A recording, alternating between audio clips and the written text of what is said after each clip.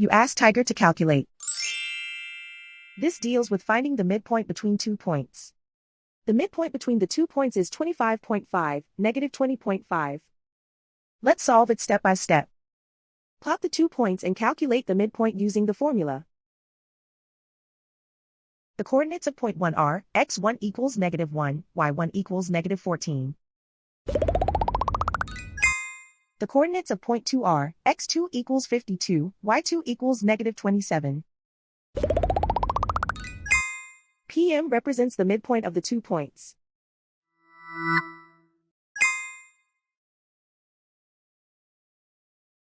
Use the x values in the midpoint formula to find the midpoints x. x1 equals negative 1. x2 equals 52.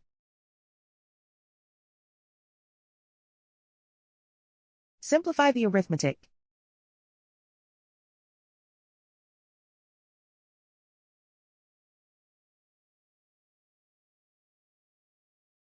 Use the y values in the midpoint formula to find the midpoints y. y1 equals negative 14. y2 equals negative 27. Simplify the arithmetic.